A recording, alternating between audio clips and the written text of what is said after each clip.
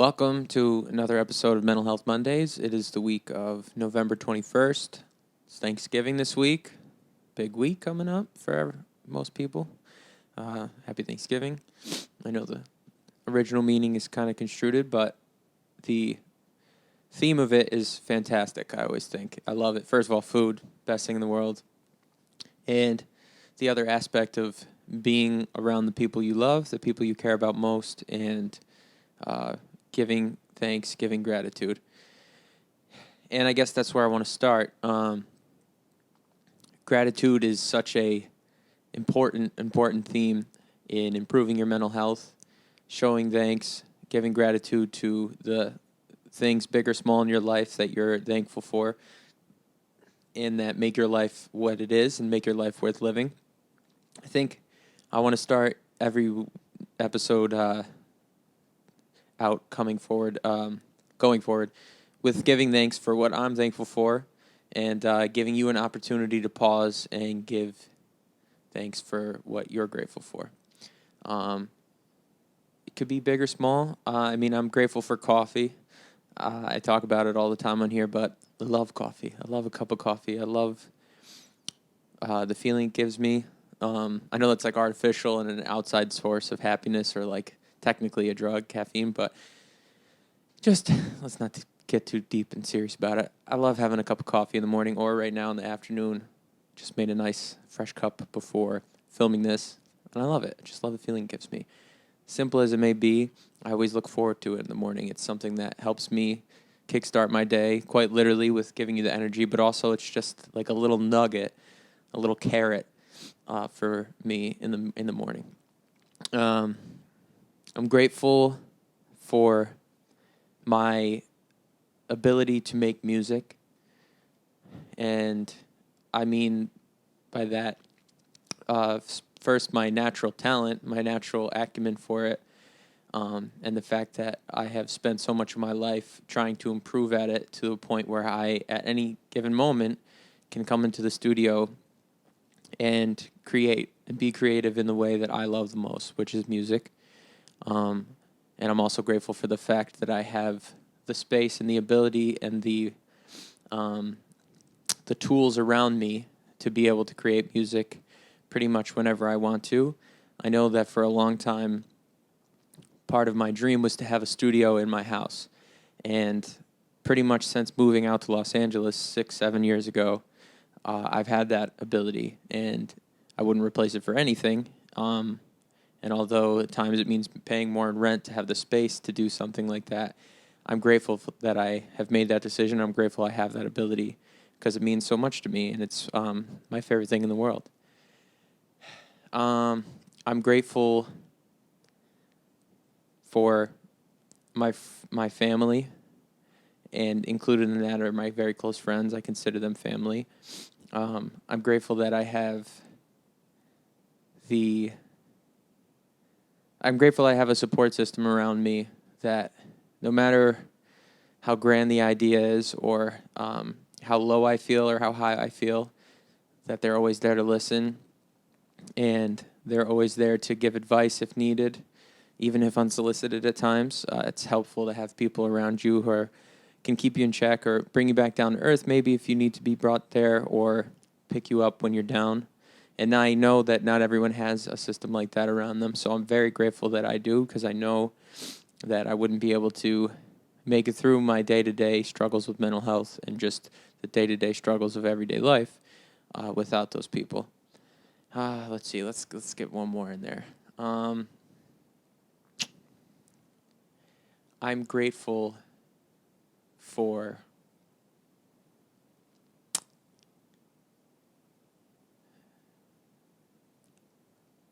I'm grateful I woke up today, because many people did not wake up today. And I was lucky enough, blessed enough to have another day to have the human experience in a healthy, unconstricted way. And I know that I am one of the few that did.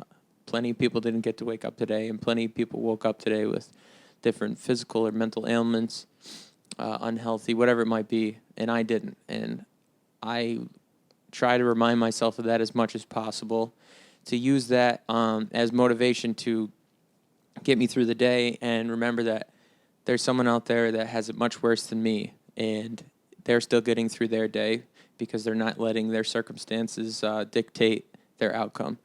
And so I'm very grateful I had another chance, another opportunity to wake up today and go after the things I love in life, and just to give love to those around me in whatever way I can, and to spread joy in whatever way I can, or to spread to help anyone that needs it in whatever way I can. I'm grateful that today I woke up again and I have the chance to do that.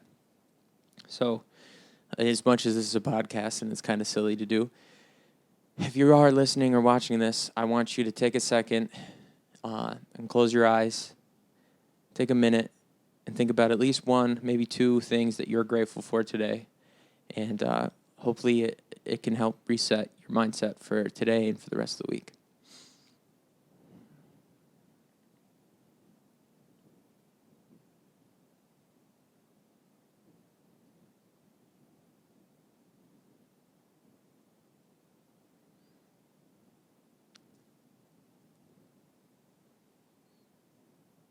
Open your eyes if they're still closed. That's enough. No, in all seriousness, though, as much as it's almost a not stereotypical, but it's very cliche at this point, how important gratitude is. It really is one of the main things that gets me through a hard day. It's just really thinking about all the things I have to be grateful for. And that doesn't mean that I have everything I want or that I have everything I need, but at the same time, my life is full of things to be thankful for, and in that way, I can't complain and I can't stress too much about the things I don't have yet or the things that I think I want or think I need, when in reality, I'm still living, breathing, eating, drinking water, having a place to sleep with the things that I have. And so gratitude is just such a simple way to take a step back and slow everything that's going on around you down to a point where you can compartmentalize your worries and your stress and your anxiety and your depression or whatever it may be you're dealing with, and look only and solely for a moment at the things that are positive in your life, because quite often they far outnumber the things that are negative in your life. And taking that moment to show gratitude to God or to the universe or to whatever higher power that there is, it just really helps reset your frame of mind and the way you go about your day or your week, or if you have a big deadline coming up at work and you're stressed out, or if you have some life events going on and you're stressed out, taking a step back, taking 30 seconds, a minute, 5 minutes, 10 minutes if you can, to really acknowledge the things you have to be grateful for and all the things you have in your life. It's just really helpful. It's been something that's helped me, and it's something that every healthcare or mental health specialist will offer to you is showing gratitude, making lists, writing down things you're grateful for. I just watched the new documentary on Netflix, Stutz, directed by Jonah Hill. It's about his psychiatrist, and it's a movie about his life, but also about the things that he has helped Jonah Hill with over the last 5 or so years of him being his therapist. And really a beautiful documentary. I highly recommend it, especially if you're watching this podcast or you have mental health issues or you're just interested in the topic of mental health. He has a very unique approach to therapy, and kind of flies in the face of what a lot of the things he was taught are. And I'm gonna watch it again and take notes so I can further dive into it, because I don't want to talk about it unprepared. I watched it last night and it was really great and I really enjoyed it, but I want to get into specifics and break down certain things he had. But certain things he suggested, but one of them was the aspect of gratitude and the aspect of how it can kind of help you destroy the cloud of like depression or anxiety that's blocking out the sun in your life. And I just think that it's such an obvious thing, but with the pace of our lives, especially in modern times, how quickly everything moves, getting blasted with news updates every 5 seconds if you're on social media, or just the bullshit you sift through on social media, and taking that step back and showing gratitude is just so helpful. I know I just keep saying the same thing over and over again, but I just genuinely urge you to try to put that into your life this week and see how much it helps you, because it will help you. You have so much to be grateful for. You have so much in your life. Even if you're going through the hardest of times right now, you still have things to be grateful for.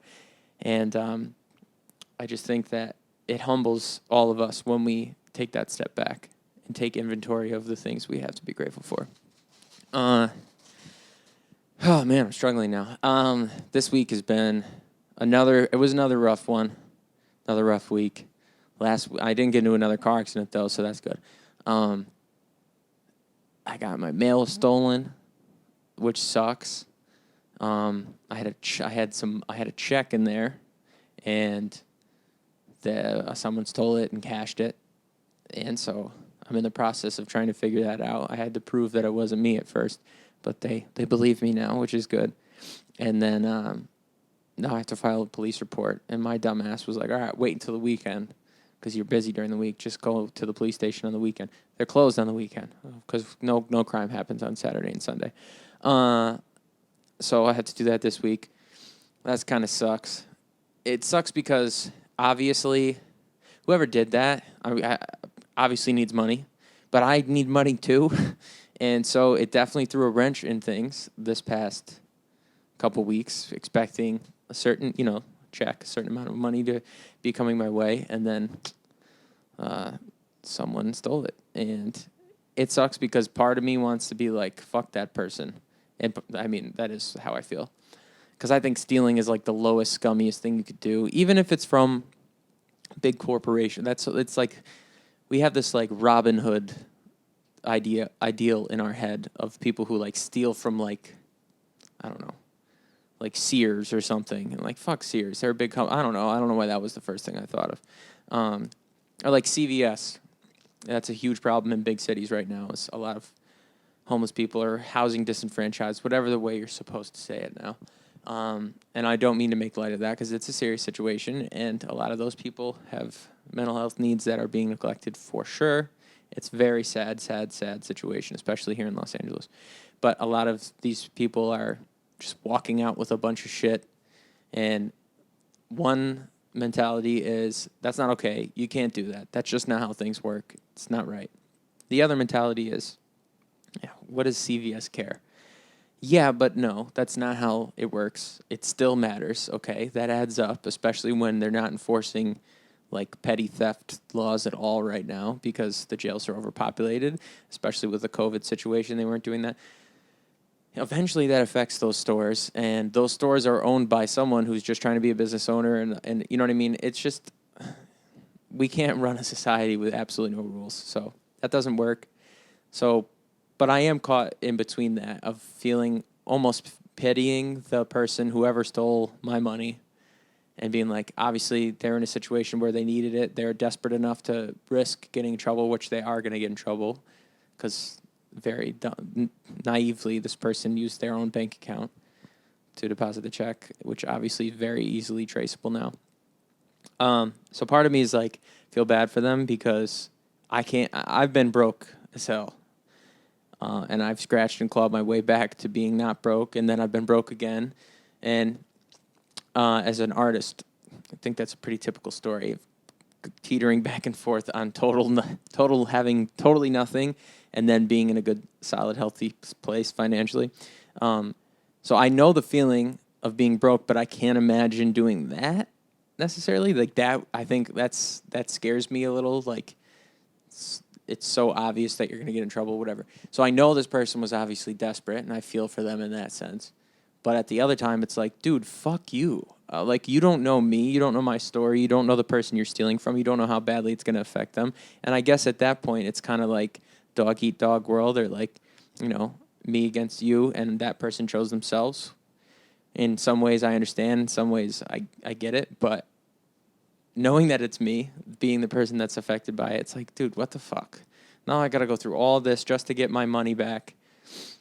And you're not even going to end up being able to keep the money, and you're probably going to get arrested or at least fined, whatever the fuck it is. It wasn't a lot of money, but enough to where it affected me completely.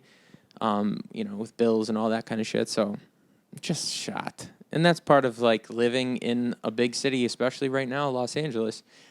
I love this place. I do. I have a soft spot for it in my heart. I don't like hearing people talk shit about LA that much. Usually, because I feel like I've seen a different side of LA of people who are born and raised here and are like good, salt of the earth, like cool people who just like go about their business and do what they need to do to get by and to survive and like hopefully thrive, versus the image of LA that everyone has, including the image that I had moving here of like pretentious, rich, entitled people, which there are plenty of. But having seen the other side of LA has always, like, I'll always have a soft spot for in my heart. But even talking with those people about the current state of affairs here, it's tough, man. Like, things are kind of out of control. Crime is unbelievable. And, like, again, big city. New York's no different. D.C., Chicago, all those big cities, the big metropolises of this country will always have a problem with crime. But there are levels to it. And right now it's really bad here. And it really all stems from the homelessness issue. And I'm a huge believer that all stems from mental health and addiction problems and not having the correct resources nor the amount of resources to curb that issue, whether it be addiction or mental health issues. And it's just like it's a shame because this place has gone through periods of time being so awesome, even since living here for the short amount of 6-7 years that I have. When I first moved here, it was completely different than it is now. And everyone knew that after COVID that things would change, but I definitely didn't see it changing this badly or having this great of a change in such a short period of time. When you really think about what a couple years is, that's so little on like in the grand scheme of things. So it's been pretty insane to watch like the infrastructure of the city just collapse over the last couple of years. And again, I really think the biggest issue that it has is the homelessness issue, and that contributes to crime. Now, granted, rent here is ridiculous. I would like to say that the jobs and like getting hired is difficult, but at the same time, there are a million places hiring since the pandemic. New businesses that have sprouted since, or businesses that are still trying to recuperate and need employees. There are avenues out there that aren't robbing people or stealing checks from my mailbox. And that's one thing though. Like crime in that sense of like, people got to eat. People are going to do what they need to do to survive, and it'll always be like that. But these like scary crimes of like the other day, a child and a woman were stabbed in a Target here for no reason. A guy, a homeless person who was clearly out of his mind, walked into a Target, picked up a butcher knife, and stabbed 2 people for no reason, and then was killed.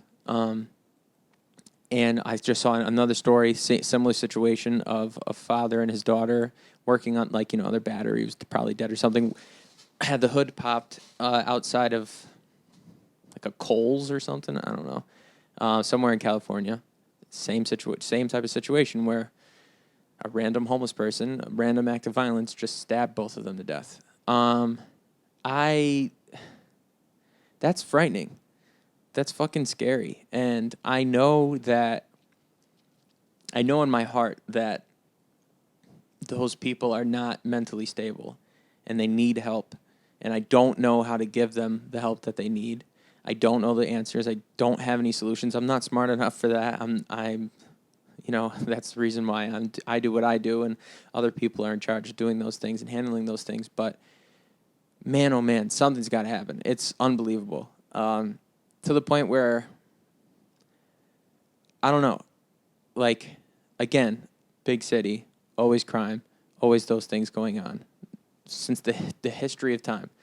But when I don't feel safe having my girlfriend, like, Uber somewhere by herself, that's ridiculous. That's not okay. That's not that's no way to live life, constantly afraid of other people specifically. Like, being in fear that someone at any moment that's around you could just snap for no reason and attack you. It's fucking scary, and it's not getting any better. I mean, there's just elections and stuff. I'm not really into politics that much, especially not going to talk about them here.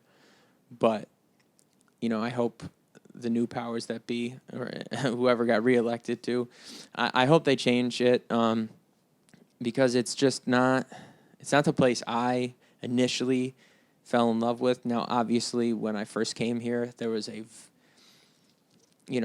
I was looking at LA through rose-colored glasses, where I'm pursuing my dreams and new big city. Wow, this is so fun, and it was a ton of fun. But even having that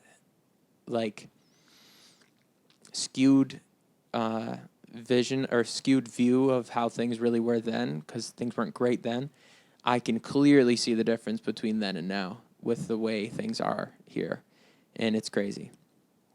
And then it's almost like this tough thing where if you live in a big city and you're pursuing your dreams or whatever, which typically someone who moves here on a whim is doing, it's hard to get out. It's hard to leave. Because, one, you feel like you have more things to accomplish here. At least I know that's how I feel. That's one of the reasons why I'm still here. I know that there's more juice to squeeze out of this city before I leave, whenever that may be. And I also am not really set on going one place or another. I'm down to do whatever I need to achieve my goals. But so one, it's hard to leave because you're like, my work here is not finished. Another reason it's hard to leave, though, is because rent is so high that you can't really save any money to get out of here. But you make enough money to pay this exorbitant amount of rent, but you can't afford to move or buy a house somewhere else because you don't have the money or the means to save money. It's unbelievable. So you're kind of get stuck here. It's just weird. There's a lot of ways to make money in this city. There's a lot of hustles that you can have. And I don't mean hustles like screwing someone else over, but there's a lot of ways you can grind out to make enough money every month to pay your bills, eat, and have a place to sleep. But it's very difficult when if it came to a time where I felt like, all right, I've had enough. It was a great run. I had a lot of great memories here. Some of the best memories of my life were made here. I mean, I met some of the best friends in my life here. But at some point, something's got to give. I don't like the lifestyle. I don't like the way the direction. I'm getting to that age where I actually care about stuff like that now. I don't like the direction of the city. I didn't give a fuck about that when we moved here. We were so focused on what we were doing, it didn't matter. And it still doesn't matter more than achieving what I want. And if that means being here and having to tough out some of the things that suck about being here, so be it. But I am getting to the age where it's well, when that next step comes, I don't want to be here for that. I don't want to. I don't know. I like being around people, but at the same time, I constantly fantasize about having a house with some land and a little stream and some woods in the back and just being isolated as much as possible. And I don't know if that's, excuse me, that was kind of rude and gross. I don't know if that's some sort of false image I'm planting in my head, like I talked about last week. Well, once I get to that, then I'll be happy. When I have plenty of things to be happy about here in my current situation. I don't know if that's what it is, but I do constantly have that image of that house in my head of I can't wait to just be in a situation like that instead of this. But it's that's such a woe is me attitude. And I always preach your setting does not dictate your mindset, or shouldn't dictate your mindset, or shouldn't be blamed for your depression and anxiety and worries. That's an excuse in my mind. But definitely the last year or so, it has felt I don't know if I want to be here anymore. I don't know. I don't know how I even got on that whole rant, but I guess when you get robbed, I didn't get robbed, but when you get something taken from you and then you look around and it's just tense and tense and tense. And I remember it's funny because I'm talking about how much it's changed since I first moved here. But very early on into living here, a homeless guy asked me for a lighter, and I used to smoke cigarettes. Ugh, gross.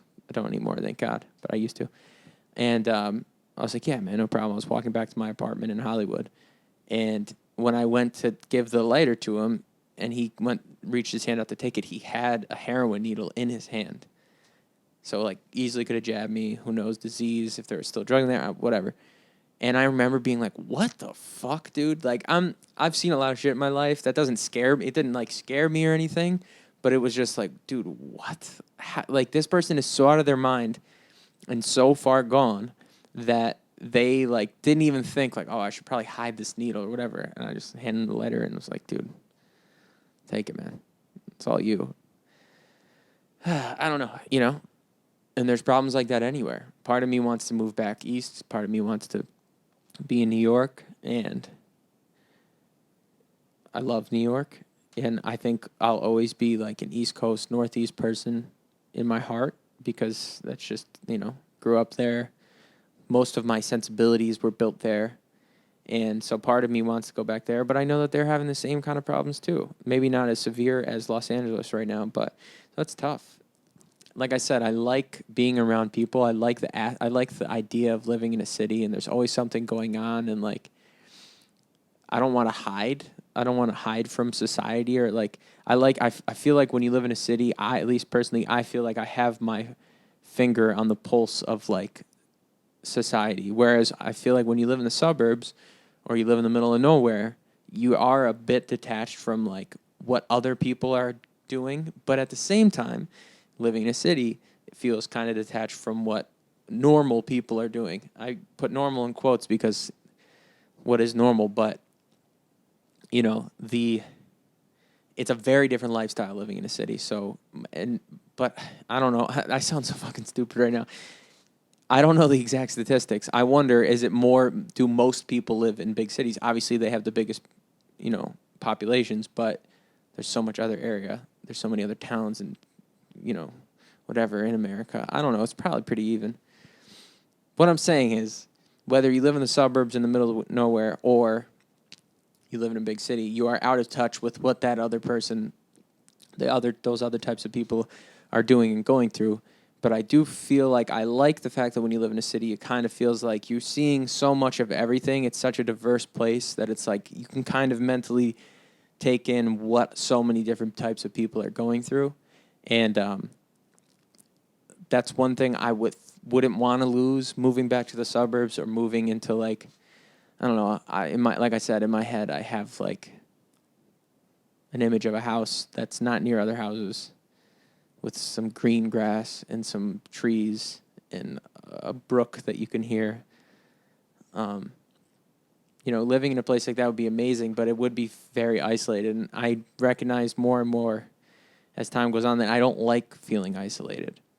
I don't like feeling like the only thing that's happening in my universe is what I have going on. It makes me feel it's too focused on me when I like to have the broader outlook on things, that there's a lot of other shit going on that has nothing to do with me, and it minimizes the severity of like getting done the things I want to get done, because at the end of the day, whether they get done or not, the world's going to keep moving, and I don't need to have this added pressure like the universe needs me to do what I want to do. So I like not feeling isolated, because when I feel isolated, that's when I start to get too honed in on what I'm doing, and the pressure mounts, rather than it just being, this is my life, this is my human experience, and I just got to check the next box and keep it moving. So I don't know. I don't know what I want, and that's okay. But when something happens, like having an encounter with... It's funny because I'm trying to like be politically correct in some ways, but the old parts of me want to come out and say mean things. When you have an encounter with people who have mental issues and maybe drug problems and live on the street every day, it's like, oh, this is a lot. I kind of want to just be in a nice, small, quiet town like I used to be. You want what you don't have. We always want what we don't have. We constantly think the grass is greener. We constantly think if we were in a different place or in a different situation, we'd be happier and we'd be better off. And it's just not true. And even me saying that, I still know I feel that way sometimes. I live in a big, busy, bustling city. I want to be back in the suburbs with a house and a yard and land and, secluded from people. But when I had something similar to that when I was younger, the only thing I could think was, I want to get the fuck out of here. Nothing happens here. There's no opportunity here. All of my dreams lie elsewhere. And that was partially true. But at the same time, it didn't make me any happier. There are moments where you feel like you're in the right place at the right time, but the reality is you're always in the right place at the right time. You're right where you need to be at every moment of your life. So why do we constantly try to paint some perfect image in our head of something, some oasis in our mind that once we get that, then everything will be okay? That's not real. And I'm saying all this, and I do this constantly too. So I don't know the answer. I guess I'm just asking the question, why do we do that? Why do we always, if you're in one place, you don't want to be there. If you're at dinner, you want to get home. When you're home, you want to go out to dinner and do something. It's ridiculous. We can never just be good where we are. When in reality, even if it's in a bad situation, your life is going exactly how it's supposed to. Now, you have free will, you have choices you can make to change things, but at the same time, you are right where you need to be. Whether it's a bad thing, it's either a lesson or a blessing. Or, I don't know, I just try to be clever. They're both kind of the same thing. Blessing in disguise or a very obvious blessing. But I don't know why we get so caught up on that instead of just being happy where we are. It's so funny because this whole time I've been talking about, like, maybe I want to go here. It just hit me, though. It's like, that's not the right attitude to have. I'm good right where I am right now. I'm doing my thing. I always say this, but I just made another new song last night, and leading up to that, I felt pretty creatively shit the last couple of weeks. I've been making stuff, but it just wasn't right. And I just keep spinning in the mud. The tires are spinning in the mud in my head of like, what do I do next? What can I do next to help myself? And I got away from making music for a little bit. Not really, but like I wasn't focused on like, all right, I need to finish some music so I can release more songs. And then it kind of clicked in my head, like, I have to be doing a little of all of it. It's not just working on social media and being like me, please. Look at how cool I am. That's what social media is, especially for an artist. It's like, do you not see how talented and amazing I am? And you need them to buy into how talented and cool and amazing you are before they even give you a chance and take a second to listen to your music. So I have been kind of like, the music side of things took a slight backseat for a couple weeks, just trying to like play the game of social media and all that stuff. And then I realized, like, oh wait, two things. One, a couple things. I know I need to do that. It's important. It's just the reality of the business that I'm trying to be in. Number two, I fucking hate that stuff. So why would I spend all my time focused on the one aspect of being a musician that I don't like? And three, I should be focused at least equally on actually making the music. So I finally made something good last night, and it's really good. It sounds great, and it made me want to release the song, and it made me want to have other people hear the song. So that's a good feeling, because sometimes things just sit on my computer forever and ever and ever, and no one ever hears it. So that's exciting, and that made me feel good. I don't really know where I'm going with this. I guess I'm just telling you that made me feel good. I guess because last night I was right in the place where I needed to be. Where I needed it to be. And that was in my studio, in my apartment in Los Angeles, not in some small town somewhere with land and a house and a dog and a river. I don't know, the river thing I do really want. I like water. I was right where I needed to be at that moment to make that song. So I need to just shut the fuck up and not be so caught up on what's next and just live in the moment and trust that what comes next will be what I need and what is supposed to come next when it's supposed to come. And the only way I will get there is if I stay focused on the moment, and eventually the moment will align with what's next. See, because what's next always becomes what's next. Do you understand what I'm saying? What's next now, once we get there, will not be what's next. It'll be what's now. So there will be a new what's next. So getting caught up on what's next, it's tough not to. It's tough not to when you're trying to push forward, improve your circumstances, improve your talents, your abilities, whatever it might be, and position yourself in a higher place of success, or position yourself where you have greater chance of success. That's always good. It's good to be focused on, all right, what else can I do and achieve? But at the same time, getting so caught up on what's next takes us out of the moment completely, and that's no good. It goes back to the gratitude thing. I think a very helpful way to kind of recenter yourself when you're too focused on what's next. Because the problem about focusing too much on what's next is we might not have what we need for what's next. Or we might feel like we don't have what we need for what's next. We might feel like we never will have what we need for what's next. That was kind of a tongue twister. And it almost feels like what's next is not possible to achieve. Whereas when we can take that step back, say 3 or 4 or 5 things that we're really grateful for in the now, it snaps us back into the now, and we realize, oh, we have plenty of reasons to be happy now. Now I can go back to being in the now and working towards what's next, but being in the now while doing it, not focusing too much on what's coming. Man. The beginning of this podcast stunk, but now I feel like I was shot out of a cannon. Speaking of which, another sip of coffee will help. It's so good, dude. It's so good.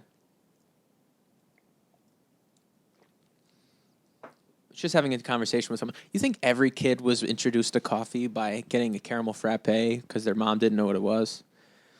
I wasn't necessarily, but I feel like I remember being in middle school and kids walking around middle schooler does not need coffee. Anyway. Things are going to be okay. That's all I know. That's something I absolutely know. Everything's going to be okay. Going through some tough shit right now. Really am. It's hard to remain calm and carry on. Especially because it's not me. It's someone I love and care about. And that's tough. Because I feel like, I'm sure a lot of people feel this way. I wish it was me going through it, because then I'd rather just deal with the shit and the depression and the uncertainty and the fear of what's next. Again, what's next? I'm not saying that I'm better equipped to handle it than the person that is going through it, but I just hate seeing them having to go through it. And I understand it's a health thing. I can only imagine, I'm knock on wood, speaking of things I'm grateful for, I've never really had to deal with any serious health issue. Now, people around me constantly. My dad died of cancer when I was 15. My mom has dealt with various health things and addiction and stuff. All my grandparents have passed from serious health things. Plenty of other people in my family. So I've seen it. I've been around it. I've felt the terrible grief side of it. But luckily, thank God, that I have never had to personally deal with very serious health conditions or anything like that.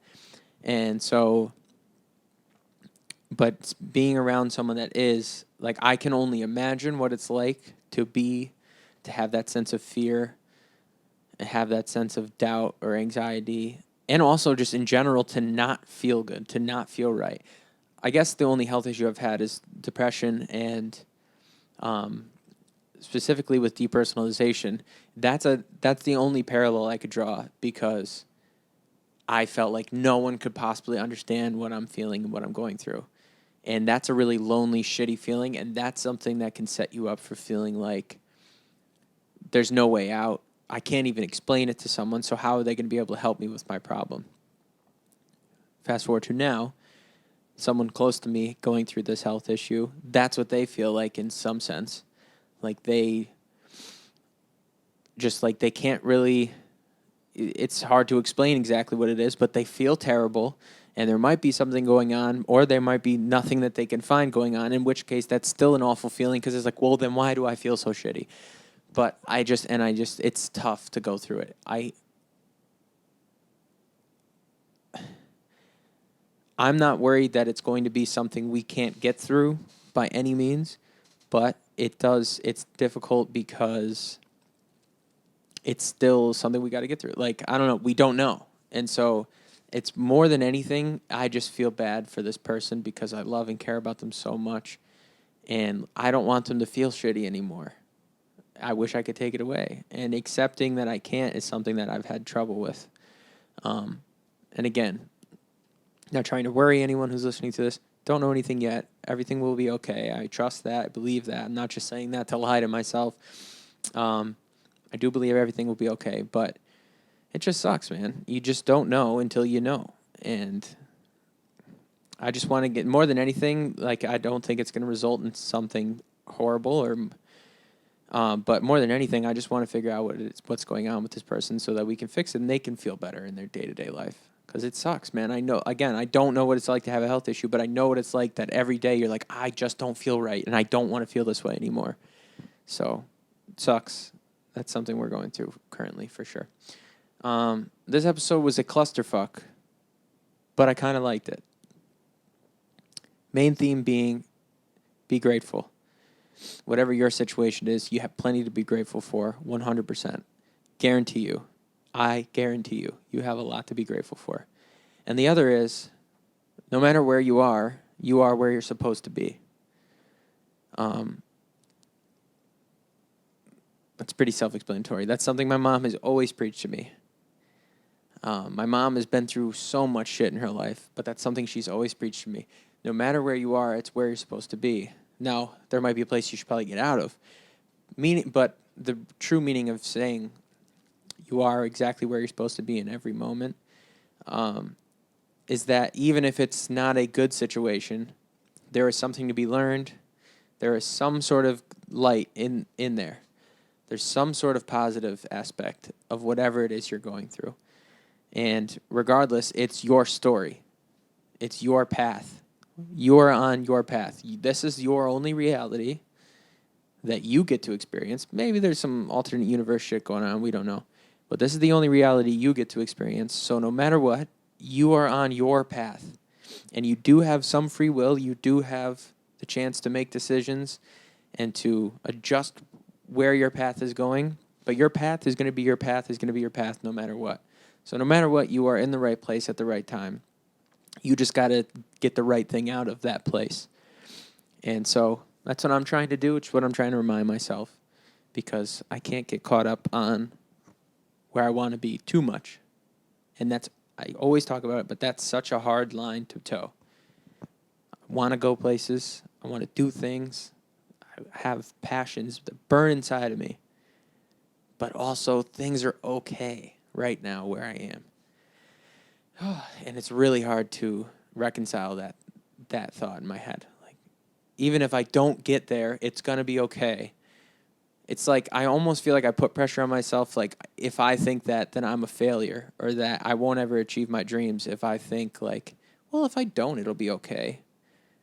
And I almost don't want to have that mentality, because even if that might make me happier, I feel like I'm scared that it'll take the drive out of me or something, and I'll get complacent and lazy and just be like, well, this is okay. This is good enough. I don't know, man.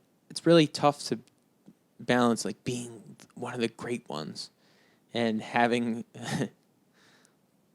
like healthy mental health, or like good mental health, and not being depressed and anxious constantly. You look at like all the great athletes of all time, and like they're all a little bit nuts. They're all a little bit crazy. That's what everyone always says. It's like a popular thing to say, like Tom Brady or Michael Jordan, like the ones that are at the absolute pinnacle of what they do. They're all a little bit crazy. But I'm not convinced there's not a way to be at the top of your top, at whatever you do, the thing you love most, the thing you're pursuing. There's got to be a way to be at your pinnacle, be the best you can be, and also be content and happy. And not create more problems for yourself and just live in the moment and enjoy what you have. There's got to be a way to do both. That's what I'm trying to do. That's what I'm trying to figure out. We'll see how it goes. It'll be fun no matter what. The ride will be interesting, getting there and seeing if I can or can't achieve that. But anyway, I think that's enough, man. I'm just rambling. Thank you so much for watching again. Another week. I guess it's a little short. I don't know. At first I was like, 30-minute episodes. Then I was like, 45-minute episodes. Eventually I'll probably just get up to an hour because, like, if you do listen to the whole podcast, it's nice to have the option of, like, it being a long-form thing and being like, this will kill an hour. We'll see. It doesn't matter. It's just an open conversation. But anyways, thank you so much for watching. If you've gotten this far, I appreciate it. Appreciate the support always. Remember to be grateful this week. It is Thanksgiving, so there's a built-in day to express that gratefulness, that graciousness with the people that you care about. But also just be thankful every day. You're here and someone else isn't. You were blessed with another day to try to make your life better and be happy for another day, another hour, another minute, another second. And someone else didn't. So be grateful for that, if nothing else. But yeah, this week, practice some gratefulness. Remember that the situation you're in is the exact situation you're supposed to be in, and it's up to you to make out of it what you need to make out of it. And no sadder setting is really going to improve without work. Like, you might be in a bad spot, bad job, hate your house, whatever it is, and maybe getting out of that situation will aid your mental health, but getting out of that situation alone isn't going to improve your mental health. There's still work to be done, and there's still issues that are going to follow you, because no matter what, it's you moving from this place to that other place. You can't move away from yourself. So, yeah, I guess those are the 3 principles of this episode. And more than anything, I got to remember I got this. You got to remember you got this. And if not, we got this. We got each other's back. I'm here for you. You're here for me. All of that. That's what we're trying to create with this. So, again, thank you so much for listening, and I'll talk to you next week. Happy Thanksgiving. Enjoy your time if you're with your family. And if you're not with your family, do something nice for yourself. You deserve it.